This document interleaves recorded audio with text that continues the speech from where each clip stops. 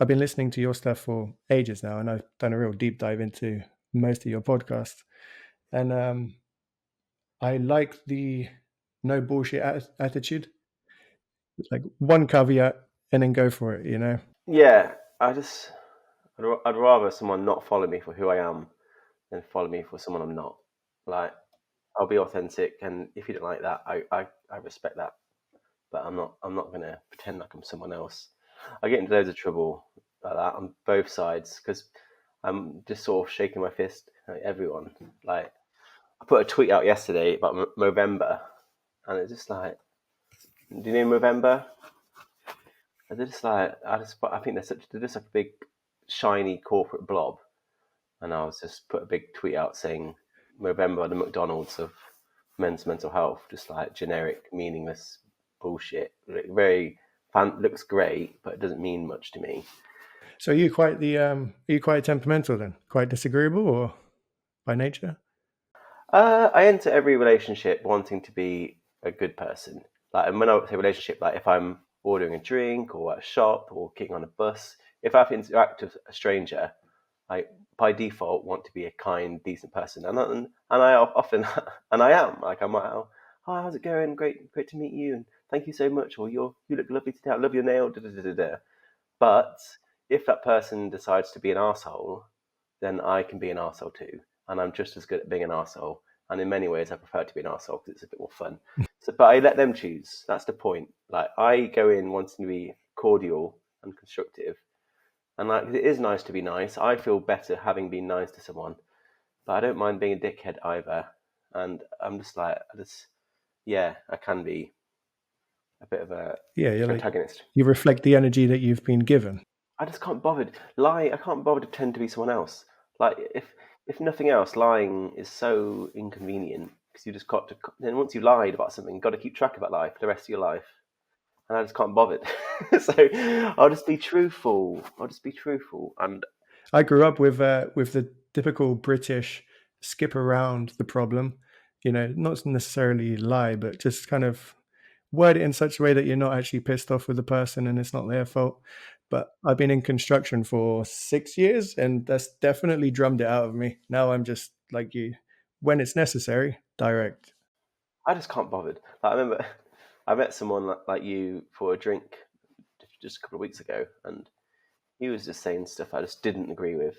Although we agreed with 90% of stuff, some of the stuff he was saying, I was just like, you're full of shit. I was like, that is a bullshit argument. Like, you are just full of, like, that is such bullshit. That is weak argument. And I don't think he was expecting me to come down on him. Like, most people, oh, lovely to meet you. Oh, really? No, you. But I was like, bullshit. Yeah. Well, I do want to start with your first ever post, at least what's on your blog from Wow, gone way that far back. down. Yeah, that far down. Yeah, it's a long rabbit hole.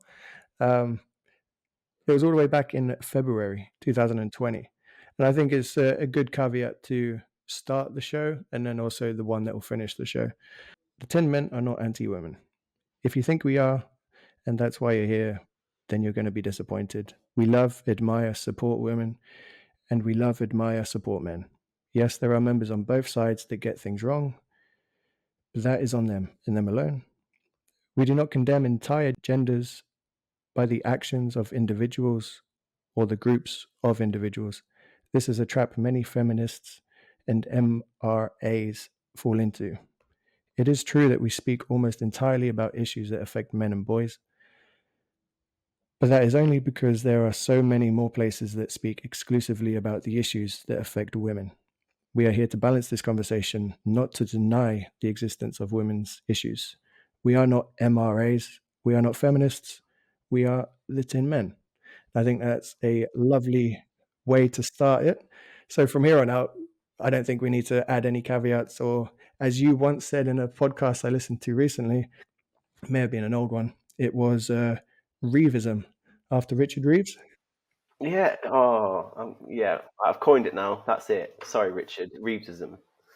Um, yeah. I mean, I don't want. I hate virtue signaling, and that post is totally genuine. That is exactly where I position myself, and it's amazing how I wrote that. When did I write that? Like 2019, 2020. Okay, so over 4 years ago, and that's exactly where I'm stood. I have actually posted that same thing again, I posted that post and said, "This is the first post I've put on the TinMen, and I'm here to renew my vows." And I just said it again. I was just like, "There's women that have done great harm to men, and there are women that have done incredible things for men. The same is true for men towards women, but you do not get to judge a group of people by the actions of a minority or even majority. Like, it doesn't matter. You do not get to judge me because of the actions of those who look like me. And same goes for women. Same goes for every single group. And there is simply just no justification for hating a group of people. There is no set of experiences, no matter how difficult, that makes it okay to hate men, in my opinion. Nor same Right. for women. Yeah. And I was like, if you can enter a conversation of men and women with that mindset, seeing a man, a problematic man or a problematic woman, problematic feminist, you see them as the result of their experiences, suddenly you can start to open the door of compassion a little bit more. And I'm like, oh, this woman clearly hates men or hates me. Let's give her a little bit of credit and understand that she's probably been through some certain things that have shaped her worldview. And if I am asking women to look deeper at men, then it makes every sense that I also look deeper at women, including feminists, including people that hate me. And I try, although I don't get it right every time, I try to be like, what has happened that makes you hate men so much? And whatever it is, I'm sorry. And I would love it if you told me a bit more about it so I can understand. But men and women are not static endpoints where they're just bad. Like no one's born bad. People become bad through their experiences. Yeah. And it's a big goal to go for as well, because we're just humans. We're biased in some way or another. But to try orientate yourself between that equality. And what you said speaks on suicide. We think it's a mental health problem, but you've also alluded to the possibility that it's like a multifaceted problem. It might be a financial problem, might be other factors, not the person. It's not them that's broken. Right. So yeah, male suicide especially is often chalked up to sort of internalized problems or sort of shortcomings of men. The man is not talking enough, or he's not talking the right way. He's not being vulnerable. It's a mental health problem. There's a sort of a biomedical model around men's suicidal pain, where we seem to think that suicide is just a mental health problem, some sort of chemical imbalance, some sort of toxicity that he needs to talk out. And the latest research is showing that it's just not true. Suicide is not primarily a mental health problem. Of course, there are mental health issues related to it, but it's better described as something moderated by mental health. And we need to broaden the scope more, way more, and actually see suicide as something else. And at least stop pretending like male suicide can be answered by one single solution, being toxic masculinity. Because every single suicide is unique. Every single suicide is so complex. And when you speak to people who've lost men to suicide, or any suicide really, the one thing that's very clear is that the loved ones of that man often have no idea why he did it.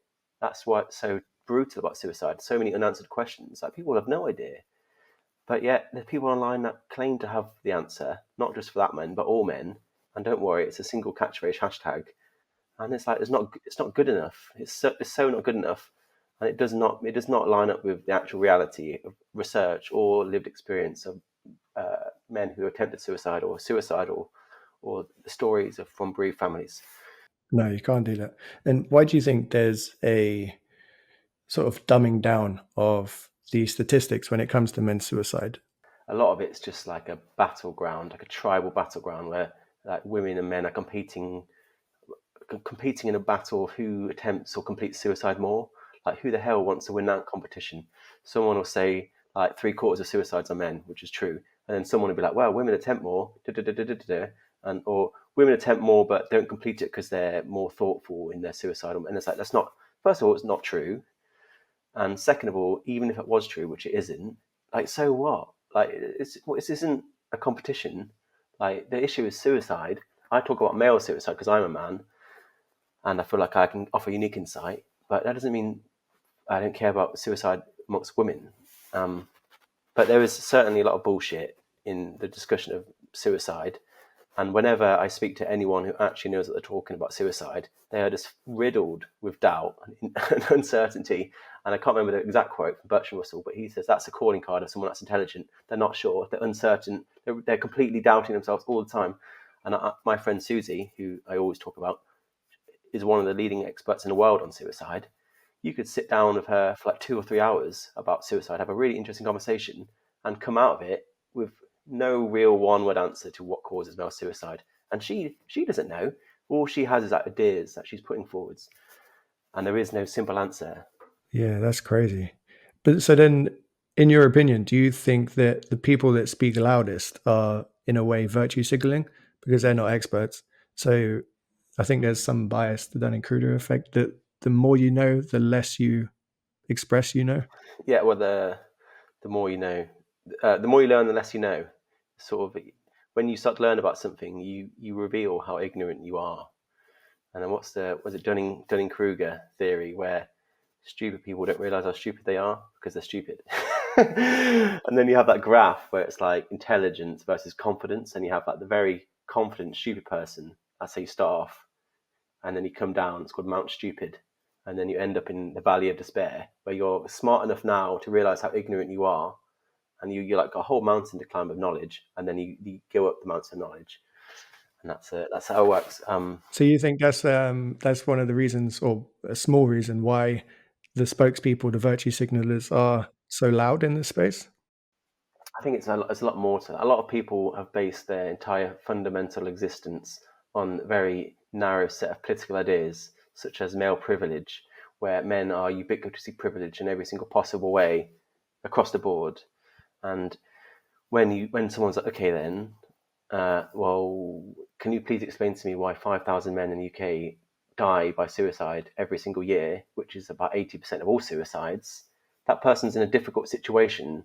They can either change this fundamental part of who they are, something that they've identified with for maybe even their entire life, this concept where they've built their friendship groups, they've built their career, they've built their entire personality. Often their job might even be dependent on these things, and now they're seeing something that goes against it. Like I can totally understand why you'd spit that out and not want to see it and throw it away. I don't want, or you'd come up with some bogus sort of counterpoint where you sort of do some mental gymnastics backflip. So what you're saying is still true and is able to reconcile this new information within it. But neither of those are very honest, and it's better to reevaluate your ideas and not make your political beliefs a part of who you are fundamentally, because it makes them so difficult to change. I've done a bit of research in construction, working in it for a little while, and the the connection between statistics and real world experience are dead on in my experience, and it's because there are 15.8% women in construction. This was according to the Office of National Statistics. I think it's the most up to date. It's jumped up, I think, 4% in the last year or two. I was going to say that's more than I thought it would Yeah, be. 15%. yeah, 15.8. Of that, the majority are in office-based environments. There's only one, maybe 2%, and that was not actual statistics. That was more just estimates. That they're actually tradespeople. I think it was Jordan Peterson. I don't want to throw anyone under the bus. There was some biological reason why men are geared more towards doing things with their hands versus building relationships and other stuff. Now, again, you can't really prove anything like that, but it makes sense in my small mind. In your opinion, why do you think that there is such a big gap? Do you think it is because like there's a patriarchal system suppressing women in this way? There has to be some sort of socialized element.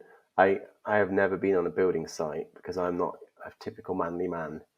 And I have friends that are working construction and are electricians, and they're a little bit like me. And when they entered the building site, they were sort of ridiculed because their hair or whatever, the clothes they're wearing.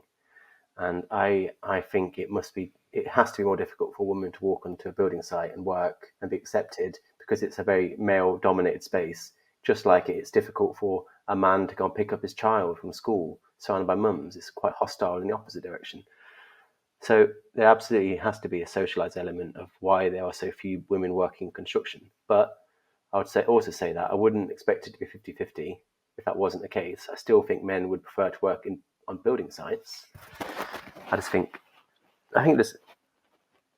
I noticed there were lots of research on like why boys and girls are attracted to the toys they pick at a young age. Obviously, boys tend to prefer things like trucks, for example, and girls dolls. But whether that translates into building, I do not know. But I wouldn't want to give you I wouldn't want to give you an answer because I just simply don't know. But I would say a bit of both.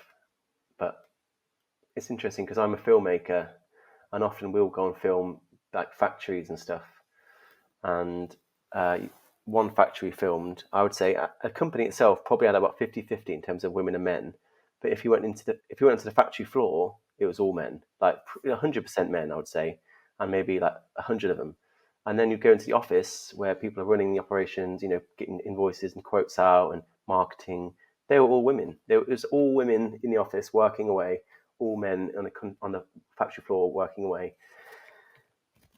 And it's in like you see it in the film industry itself where I work, where I'd say overall it's probably 50-50. On a set, it's probably 50-50, but not in each department.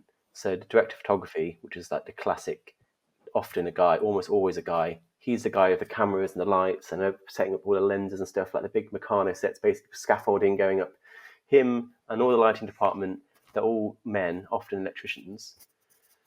And the primary crew, the director, is often a man. But then you have things like hair and makeup, of course, art direction, outfits, costume. The producer, who is the boss, they're all women. Like I don't know many men who are producers, but I know so many women that are producers. I don't know any man that's a makeup artist or any man that's an art director or any man that sources props. And it's quite nice in film because you see the skills of men and women coming together to create one single piece of work that I've always found interesting. Because there's a clear divide between as you said, the workers that are on the site. Is equality the best thing in that circumstance? Well, obviously, there's two different types of equality, but in all these situations, whether it's building site, factory floor, or film set, the answer has to be equality of opportunity. Like there's no reason why a woman should not be able to work on a building site and have the same opportunities as a man. Like, I don't think anyone is really against that. The difference is that equality of outcome, which is the second type of equality, people expect that women and men should always be represented in exactly the same proportions, 50-50, in every single job at every single possible level. And that just denies the fact that men and women do have different interests. Like, it's very difficult to draw a line between how those interests are shaped by biology or society. Like, everyone draws that line in a different place, and it's ultimately a very blurry line. But it doesn't really matter because the solution is still the same. The solution is still equality of opportunity. Like, we need to find a way in which a woman can be an engineer or can work in construction or can be an electrician in the same way that a man can be a dad or a teacher or work in nursery or work in medicine or psychology. Yeah, no, I really like that. And I've seen in some areas that they're pushing for 50-50 female, male, men, women. But I can't necessarily see that benefiting, as you said, the opportunity cost. I can't see that resulting in a shared skill set between men and women. If it's 50-50, for example, they've knocked out some men to hit that quota. I had a job interview a while ago for marketing, of all things. I just thought, why not? The job interview explicitly said at the bottom, which I'm in two minds about. In one way, I'm really happy for it. The other way, I'm a bit like strange, which was if you're of a minority class or minority group, tell us and we'll put you straight away into the interview stage instead of going through the different tiers, the knockout stages and stuff like that. Ultimately, I never made it because my CV is dog shit for this position. But I found it interesting, and I couldn't quite make up my own opinion of it because I haven't done much research in these sort of ways. So I'm really naive. But in that way, I'm still finding it hard to recollect my two minds. My male mind, which is like it should be equal no matter what. But then the other mind is, well, they have been oppressed in the past, so it's even or fair. Well, you don't solve discrimination by discriminating against someone else. Like, you end discrimination by not discriminating. It's not that complex. And a fair solution to what you described is just to remove all mention of gender, sexuality, all of that taken out, and race taken off the CV, and people are hired on merit only. And if that means you hire just white straight men, then too bad. Then you've got that's how. Or you could be women. Like it doesn't matter as long as people deserve to be in that position. It shouldn't matter how it's broken down. I know they've done it before, and there was an Australian governmental program where they were just sick and tired of too many white men working in this particular government department. So they were like, right, we're going to try a new thing to bring in some more minorities in the way you described. It did exactly what you said, where, oh no, the opposite. In fact, they did what I said, where they take away the gender. It's a blank CV, the blank CV project. And so people were sending in CVs without any mention of their sex, and they were hired entirely on merit, and they ended up hiring even more men. So they were like, oh, great, this has actually backfired. Now we've actually made the problem worse, the problem. So they stopped doing it because that wasn't the discrimination they wanted. But it is interesting how you hear a lot of these conversations about wanting more women in engineering, for example, is obviously a big one, or STEM. But you never have much discussion around like women in construction, like bricklaying, for example. I must have missed that campaign because I've never seen any woman wanting to get into bricklaying or like fishing, or like these jobs that have a really difficult that I couldn't possibly do. So you have my respect, and they're dangerous, and that's never brought up. Like the fact is, men make up the vast majority of people who die on the job. We're talking like 95% of all workplace deaths being men, and that is just one of the reasons why men are paid more, and they should be paid more. If your job comes at the risk of your life, which construction absolutely does, you should absolutely be compensated for that. Or like fishing, for example. I cannot believe how many people die. Fish. Do you want to guess how many people die every year across the world in fishing? It's 100,000. 100,000. Wow. It's like, that is Yeah. mad. In places like Nigeria, it's like 10% of fishers die every year. So if you're a Nigerian fisherman, you work for 10 years, you have like 100% chance of dying. And I'm like, what? No one talks about that. That is crazy. But you're right though when you said that there may be structural imbalances that don't allow women into the construction force, because I can see it. We have lots of diverse people, every race and ethnicity, age, but obviously not the gender part. And one reason why is, in my experience anyway, the older boys that are in the game that are still very close-minded, not progressive at all. They see someone and it's the very typical um, catcalling and the sexist remarks and stuff like that. And I think this is my bro science hat. I think in the next 10 years it's going to be very different. I think these people will retire out because the generation like myself are coming in with the more liberal, progressive mindset and thinking, well, why would we insult someone that's just trying to do a job? That sort of mentality. So it'd be interesting to see where construction as a whole goes.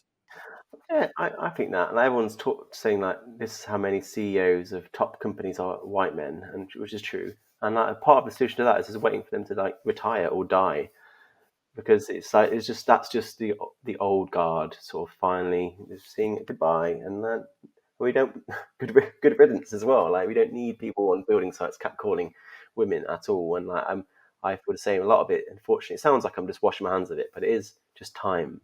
Like just give it more time, and we'll naturally progress. And that said, I being on a building site is so far in my comfort zone. I don't know how you do it, but Yeah. I do know. No, I quite hate it Well, I know actually. people in construction have the highest rates of suicide. That's one of the most at risk groups of them all. I think I'll put a statistic somewhere as a pop-up, but I think if I'm not wrong, it's 1 in 5. I think it's something. I wish I'm wrong, but What I think attempts? yeah, I think so. That Yeah, is maybe I wow. can check Okay, that is a quickly. lot.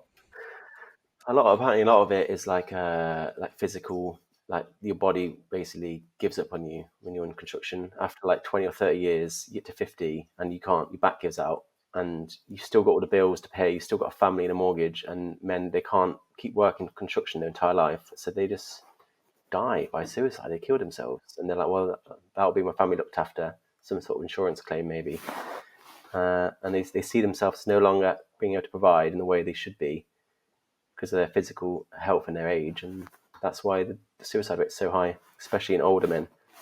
And it's like no one ever talks about them. I don't get like it pisses me off the male suicide advocates There are all these young, good-looking, trendy men, often like out-of-work actors trying to sell some sort of book or relaunch their acting career, doing all these cute little stunts.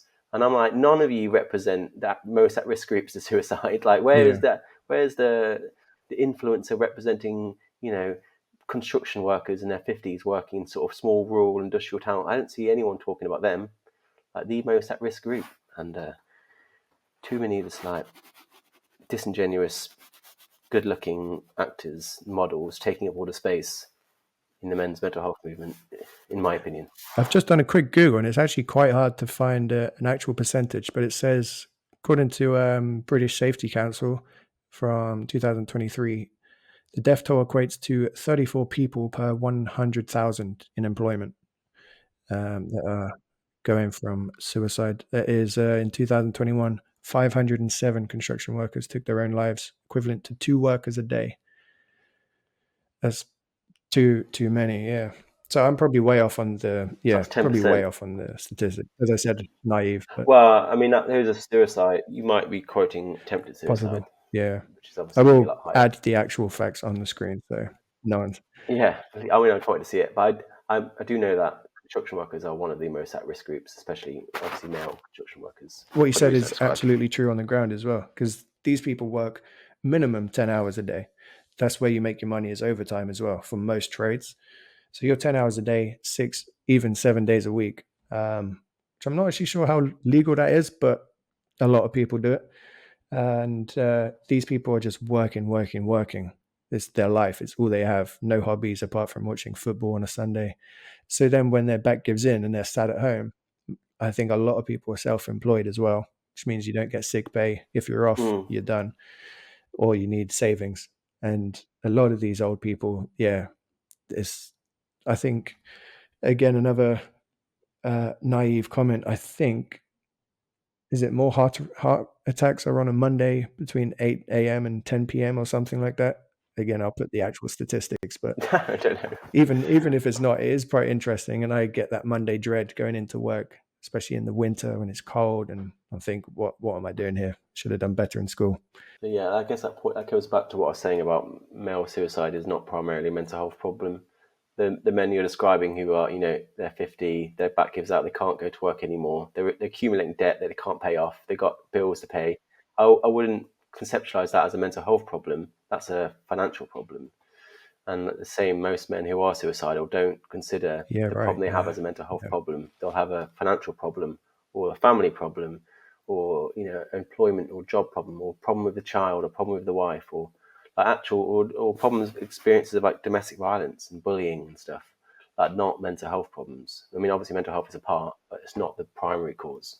Yeah. In your opinion, why do you think it is that if a group of women have a problem, we try change the structure or society, but if a group of men have a problem, we try change the men themselves? I just think we're very uncomfortable acknowledging the fact that men have a real external structural issues that place stress and pressure onto them, of which they cannot control. We become accustomed to the fact that men can have problems, but only if they're self-inflicted, and if only he's the one that's doing it. But the idea of a man experiencing structural problem, external problem, for which he doesn't have control, people are very unpopular. That's a very unpopular idea, although absolutely true. And that's again, that goes back to the limitations of this idea of men talking, as if that's some sort of silver bullet for male suicide, which it absolutely will help a problem. Men often do feel way better having talked about the problem, but the Yeah. problem and its cause is not solved by talking. Like a man whose back has given out, him talking to his friends about it will help him feel better, but it won't fix his back. It won't pay off the mortgage or his child's education fees. It's like we need to recognize the limitations of talk as well as the benefits. But yeah, I think the quote you were talking about is that when a woman has a problem, we ask, how can we fix society? When a man has a problem, even if it's the same problem, we only ever ask, how can he fix himself? And that's just a hurdle we're going to have to get over, because men are not in control of everything. They do not run the world. And they're just like women in the sense that often they are subject to problems for which they do not have control and for which they need actual help. not just talk and kind words. Yeah. Well, in the misogynist's word of Andrew Tate, men have to take the responsibility, which I think is doing more harm than actual good, though, isn't it? Responsibility for what though? Like, I think there's men can take responsibility, but there's certain things they just physically can't take responsibility for. Like I know I talk about a lot, but like family courts where fathers are often losing custody of children. About 1 in 5 suicides in the UK for men are tied to family courts and child custody battles.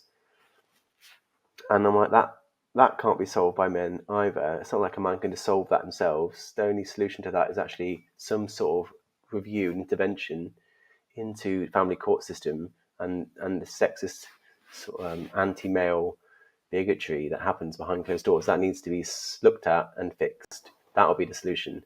And that's how we can start to bring male suicides, in that case, down. And anything other than that is not going to be as effective, unfortunately. And it's like the work has to be done by all of us, including everyone. Anyone that's a member of society and wants to see things improve has to be part of the solution. You can't just be like, oh, this is for men to solve. Because that clearly hasn't worked. It just hasn't worked, has it? Like, the male suicide crisis has not gone away. It's not gotten any better. It's only gotten worse. So clearly it's not working. And so if we run through an average schoolboy's time, and when they're growing up, they've got now social media that is projecting all of the failures of the world 24/7, depending on the algorithm that they've trained into it or something like that. But if they're getting this constant feedback, couple that with the statistics you've shown, how boys are failing in education, it is quite hard to see how men are prospering when they grow up.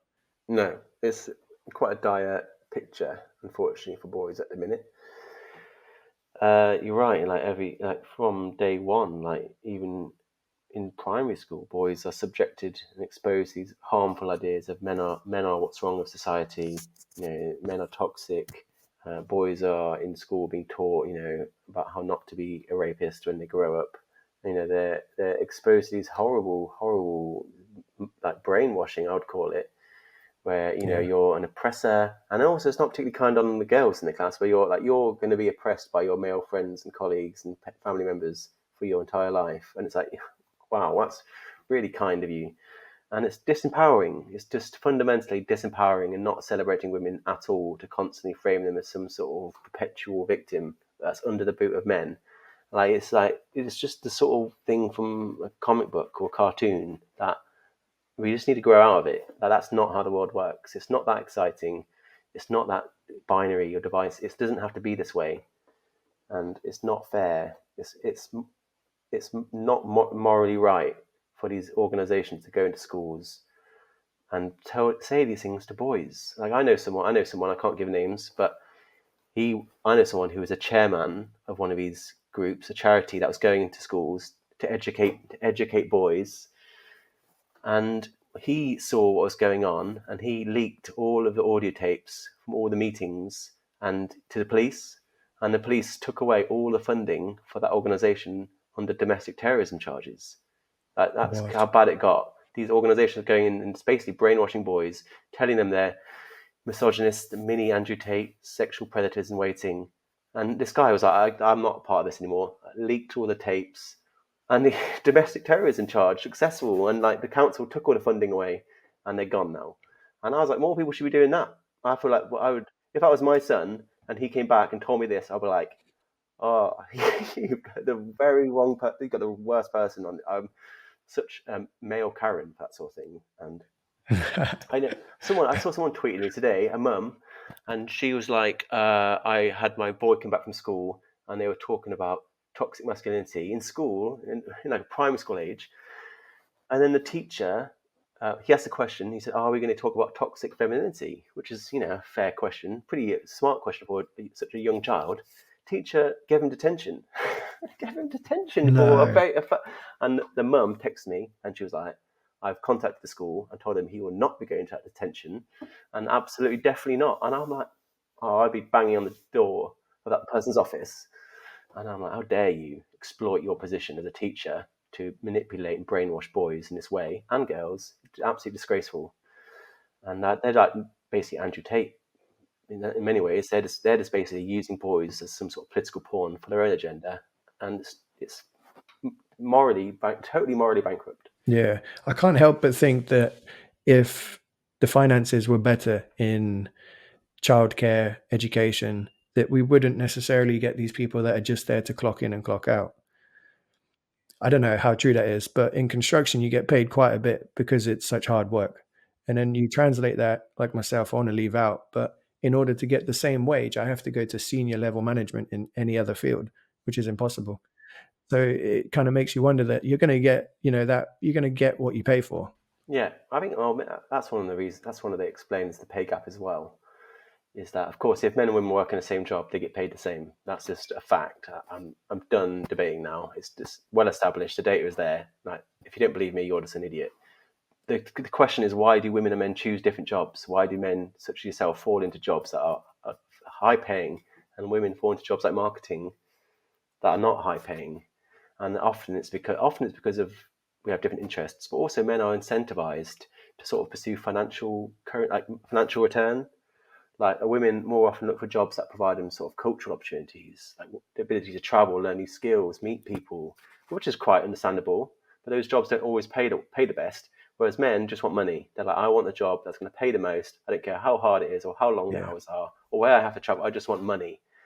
But women, I would say, make the smart choice, in my opinion, and what choice I've made, where I've gone for jobs that I think challenge me more creatively and artistically, but don't pay as well as you get paid. And like, again, we can try and disentangle why women choose their jobs and why men choose their jobs, but the solution is always the same. It's like we need to work on equality of opportunity, so any man or any woman can have the same shot at any job they want. But we should not expect it to be 50-50 all the time. Because, like, fuck, I'm not going to do your job. I cannot do your job. I'll be literally complaining the whole day, and I probably would actually die. Yeah. I'll just be Yeah. I exhausted. mean, it's almost you have better luck finding a unicorn than someone that actually enjoys working on a construction job. It's yeah, it's not good at all. But I mean, it's one of those things, like you said, that we're maybe it's just a UK thing because we're a higher income country that money is more of a primary factor in our decision making. When I've gone on holidays to lower income countries, money's not a thing. Like, you drive around and no one's got a personalized number plate. The cars are beat up. It just feels like the direction or the goal for the people were different, a lot better quality of life. But here, I don't know, maybe it's just my experience, but it seems everything's money, money, money. Yeah, and I feel like that's the idea that money will always buy you happiness is just a grift that has hurt so many men. Like, I spent a lot of time in my life, like maybe the first 10 years of my career, building different companies, working really hard for myself, and making a fair amount of success, enough success that I can actually now fund the TinMen. And the TinMen provides no financial return. It's the massive black hole of energy and time and money and my emotional well-being is getting funneled into this black hole, and I absolutely love it. Like, it's so rewarding. It doesn't pay me any money. My actual job pays me plenty of money, but I don't find that as rewarding as this, not even close. And I learned relatively young that if I spend my entire life building a career and chasing money in a way that we've talked about, it won't bring me happiness. And it's sad to see so many women not learn that lesson from men and follow them down the same road, wanting to become a career animal. And I don't think that's going to make you happy either. Like, we've bought a ticket to that, the men have, and it's a shit sandwich for a lot of us. And it does not, but there's so many successful men who have hit that peak and they're miserable, lonely, miserable, isolated, totally disenfranchised, totally alienated from their family. Maybe they don't even have a family, don't have many friends or any friends. And they may have loads of money, or may have a fancy car, but they're not happy. So I feel like I wish women had learned that lesson from men, because we paid that price and we've learned that lesson, and now you can learn it from us. Yeah. So did you have a role model that taught you not to follow the rat race option? Or were you Um, just smart enough to look around and see what was happening? I have loads of role models. I don't know if there's one particular role model that taught me that I shouldn't spend my whole life trying to build a successful career financially. No, I think I have loads of role models, men and women, and they all teach me different lessons, but not in such a clean way. I mean, I just saw. I mean, my dad spent a lot his entire life building a career. He was one of the leading psychologists in the world in his heyday, and he was like the top guy. And he was. I don't think that brought him much happiness, and he never learned that lesson. And I guess that's a role model, like an anti-role model, I suppose. And I don't want to get to the end of my life and realize that. So I've learned from him not to do that, and others can learn from me and other men. And often women have a lot of the things that do bring you happiness, like really good friends, hobbies, family, interests, community. Women have those things in many ways already. Those are winning cards, and you have every right to add career and money to that, and you will have a winning hand. But men don't have those cards. Men just often have career and money. They don't have friends. They don't have interests and hobby, and they're maybe not family in the same way. So I would not want a woman to sacrifice what they have. Well, I would not want women to sacrifice what they already have in search for something that will just only end up being like a false promise.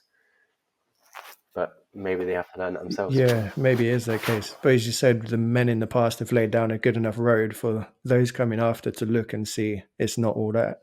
It's not the golden walkway, is it? Do you think it is a case of they have to learn it themselves in terms of like a cultural thing? Because it seems like we've come from the modern or the traditional masculinity, which took over for a while, which was, you know, the male's job to provide care, all of these things, and that's gone, or at least how I see it, it's in the precipice between that and the modern masculinity. So do you think the pendulum's going to swing for them as well? Yeah, I think. Well, it's not that they shouldn't be working. Obviously, women should be working, and they have a right to the same career as a man. But it's not. I don't know if that should come by sacrificing other things they do already have that are not work related, that do bring happiness, that a lot of men wish they did have. So I wouldn't want a mother to, forego her family or her friends or her hobbies and stuff like that to pursue a career, because I don't know if that will bring her happiness. And there are some people that just will have to go down that road and they'll just learn it the hard way. But we are in a position to learn from each other, and I've learned plenty from women.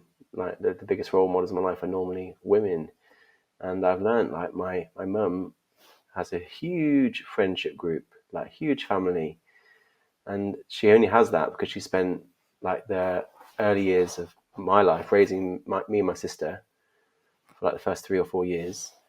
And as a result, she's got so many friends. She must have made so many friends at play groups and after school, and this network of other mums like her. And like that's what I want. I don't want to be like my dad when he retired, did nothing. I'd rather be a bit like both, perhaps, if that's not too much to ask. No, that's a really good point. Really good point. Because I can see myself, the trajectory is probably the same as your father in that way of sacrificing everything for career and financial gains. Um, and I've often said to my partner, I said, if you can earn enough money, you know, to support the bills, I am more than happy to be a stay-at-home dad, you know. Yeah, yeah. Everyone's talking about men have had it their way all this time, and I'm like, all right. And then like we need to swap, so we'll have our way. I'm like, okay, but then we should be home. You guys go to work, and we'll be doing the childcare. Like I know people like really masculine men, like big burly men that seem to be quite, but they love their kids. One of them spent 2 years as a stay-at-home dad, and he's like best years of my life, absolute best years of my life. I'll never be able to have it again. I feel like I got something, some sort of connection with my children that I wouldn't have had. And his wife went back to work, and now she's an extremely successful financial advisor. Yeah, absolutely. Do you think there is a way to balance it though? If, for example, my partner, she wants a really good career as well. I want to be a really good father. That's as I get older, that's becoming more of my aim. So I'd love to be a homeschool father, that sort of idea. And she's more career orientated. But in that way, what would you say to, let's say, a female or a woman that is in that position and has been fed the dream that men have been fed before? It's difficult because you asked me to speak to some sort of generic faceless woman who I don't know. Again, I'd have to sit down with your partner and ask her a little bit. Maybe she's making the right decision. I don't know. I just know they've polled men and women. I don't want to just totally distill this into some sort of scientific pie chart, but here we go. They've polled men and women, and they've asked, like, where do you get your sense of happiness and meaning? And they just found that men and women have way more sources of purpose and meaning and happiness than men do. Like all the ones I described are family and friends and local community and jobs and money. They're all the things that give women meaning. Men don't have that many. I always visualize it because I'm a visual person. I always think about it as like puppets hanging from strings, and women have like all these different strings that keep them going, keep them up and alive. Like, and then you can afford to cut a few strings. When your children move out, it's going to be difficult, but you still got these other sources of purpose that keep you going. But men are the male puppet doesn't have that. It has like one or two strings, and all it'll take is like to lose his money or retirement, and he's cut. He's gone. He's going to drop. He's going to hit the floor. And I guess that's a sort of a visual metaphor for like a suicide attempt. And I think that if men, I'd rather advise men. I'm not in a position to tell women what they can and can't do and what will make them happy, but I'd rather just say, let's just get our own house in order, guys, and let's try to learn a lesson that not all happiness comes from your job and your money and what's sitting in your driveway outside. And there's more to life to it that you might be missing out on. I love that. I like that analogy as well. That visual analogy. Yeah, I wanted to post on it, but I'm just not a good enough illustrator to draw that. But it's an interesting AI. Yeah, yeah. Actually. All right. If you see this post in the next few weeks, know it's because of you. I did want your opinion as a man on the traditional masculinity versus what I think we're in now, which is more of a modern take on it, more of a modern masculinity. I always struggle to. I always obviously hate the concept of toxic masculinity, but I also dislike to a much lesser extent the idea of traditional masculinity or positive masculinity or wholesome masculinity. I'm just like, masculinity is neither good nor bad. It just is. It is. That's what it is. Like, it doesn't exist within the realm of what's good and bad.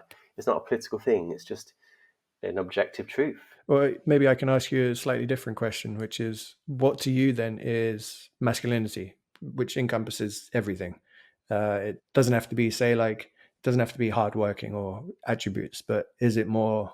Well, I mean, I'm going to have to give you some pompous bullshit sort of Bachelor of Arts answer, like pretentious as fuck. But I do think it's true.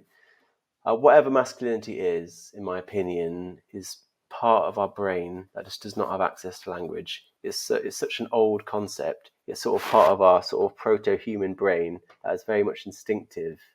Like, when you go into a shop and you see a product and you have a gut feeling about that thing, or you just have an instinctive feeling about anything, a person, a product, you have that gut feeling, that instinctive urge to do something. That is because the part of your brain that is thinking those things doesn't have access to language. It can't actually describe why you should or shouldn't do that thing because it doesn't have access to language. It's that old. Like, language is like a relatively modern invention. And I feel like that's where masculinity sits. Whatever it is, it can't be put to words. It doesn't exist in the realm of language, and because it's just so old and so abstract. But there is clearly such a thing as masculinity, and it's in like how people act and look and walk and like, what things they like, and like just their body language and their behavior and their voice. And it's just difficult to find any one particular word. Like, you can go for the whole dictionary and you won't find a single word that properly describes what masculinity is, in my opinion.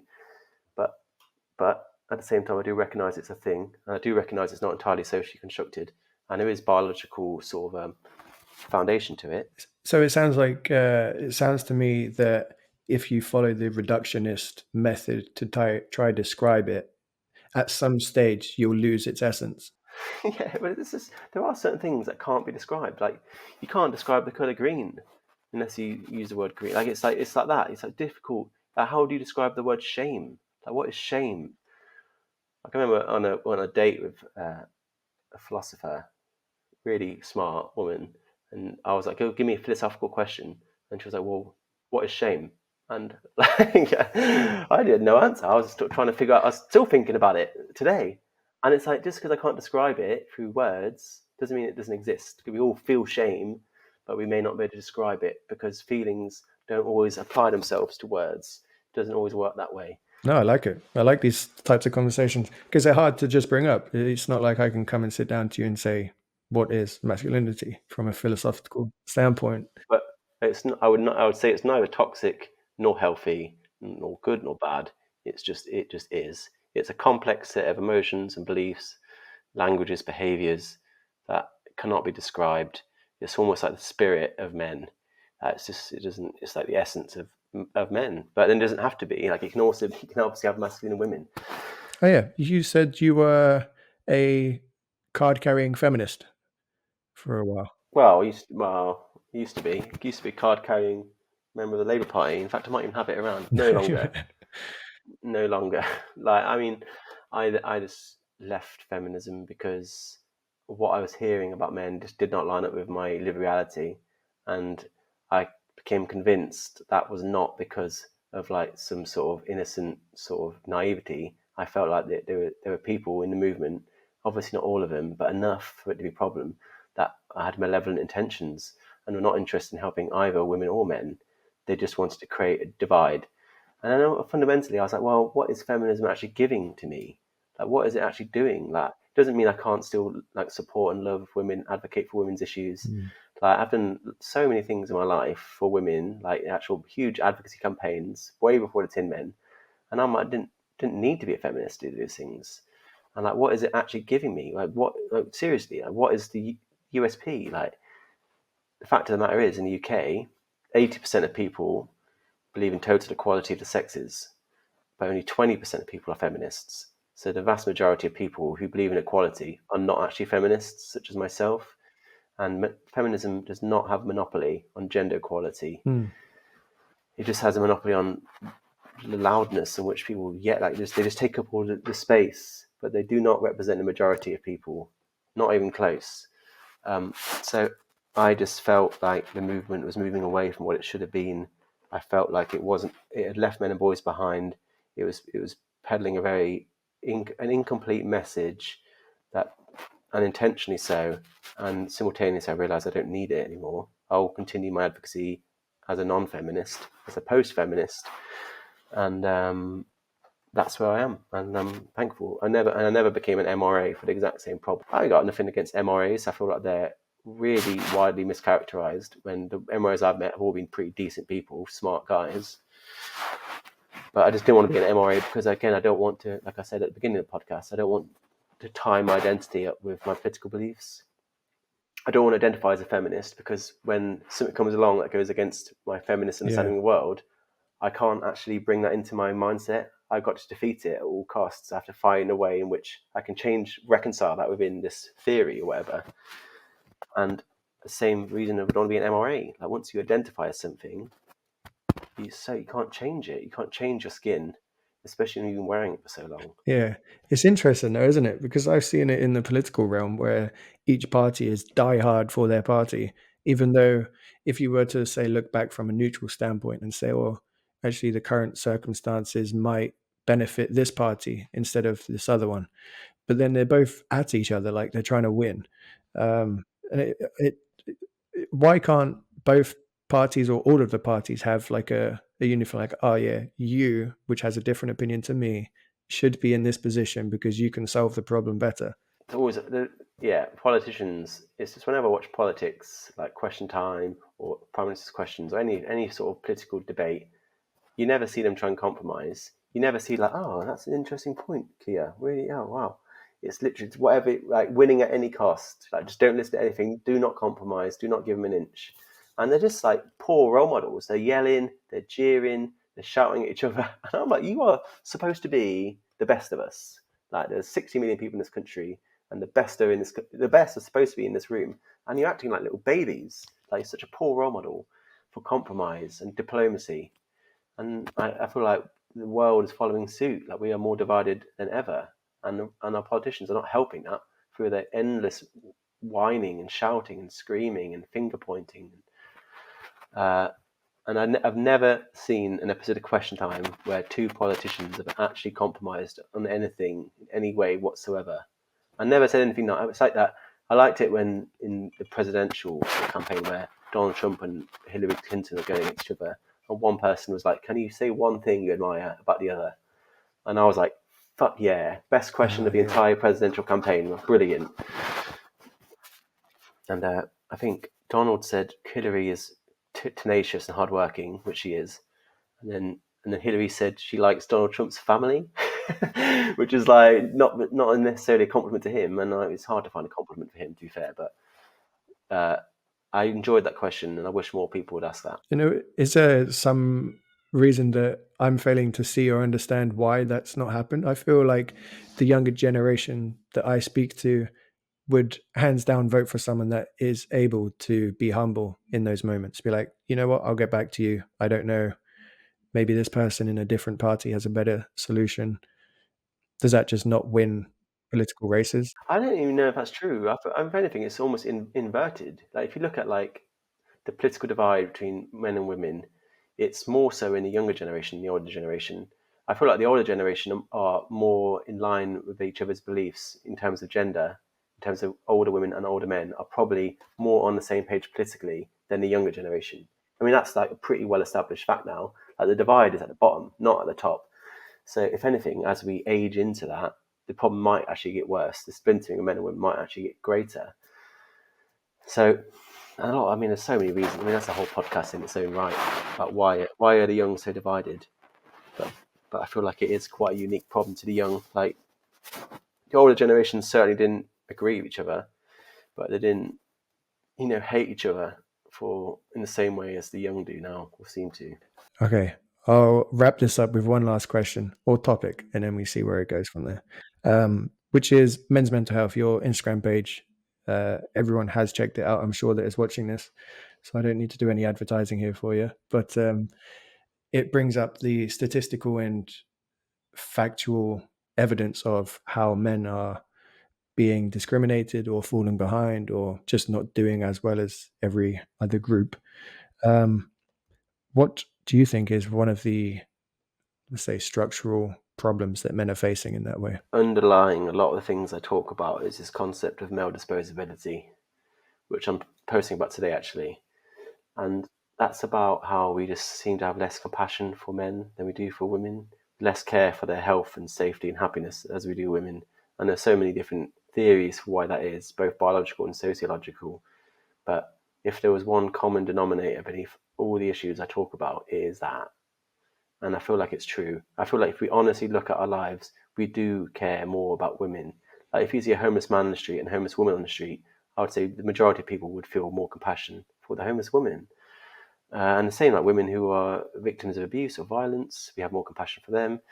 And just in general, I feel like men don't receive the same amount of care and support as women, either socially through our sort of communities or structurally through government interventions and stuff like that, like actual interventions, like funded support. There is very little for men. And a part of that's just we have a blind spot, an empathy gap, a lot of people call it, which is a great way of putting it, empathy gap. There's loads of different ways. There's gynocentrism, where we talk about how the world is centered on women's needs, and then there's male disposability, which talks about how men are seen as more disposable, women are more precious. The reverse of the disposability thing, by the way, important to bring up is that not only, but we do see men as more disposable, but we also see them as more competent. So that's the flip side of the coin. Like we do seem to think men are more competent. Like if you're trying to reverse like a van out of a driveway, most people will be looking for a man, even though he's not necessarily more competent whatsoever. So that's the benefit. The benefit of being disposable is to be seen as competent. And women are seen as more precious and more worthy of saving, but they're often seen as less competent. It really depends on the context, but that's in general how I think it works. Men are disposable, competent. Women are precious, but incompetent or seen as incompetent. Uh, and then there's another one called the new emerging theory is called GPROF, greater protection of females, which is the same thing.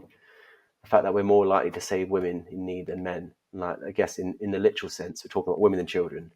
And you see that in the news right now. If you look at Gaza, I think most of the headlines will probably talk about women and children specifically or exclusively, as if men are not being killed as well. And that's greater protectiveness of females. And then I guess the final one, the women are wonderful effect, where people just associate more good things of women in general. And that's like a well understood sort of psychological theory too. But there's loads. But let's say male disposability as the main thing. Yeah. Oh, that's interesting. And you've done posts on all of those as well. Oh yeah, yeah. I mean, you could spend a whole day going from the posts. Yeah, Maybe make it I to the have. bottom like Yeah. you did. I'm impressed. I Yeah, mean, thank you. well done. Yeah, try hard. Well, I really appreciate your time, George. Thank you very much. Where can someone go that doesn't know who you are and to follow you or bitch about you? Where can Uh, they go? yeah, I mean, Instagram is the main center point for me, but we're expanding now into LinkedIn, Facebook, Discord, Twitter, but Instagram is the best. So at the TinMen, all one word. Perfect. Well, thank you very much. No worries. Thanks for having me.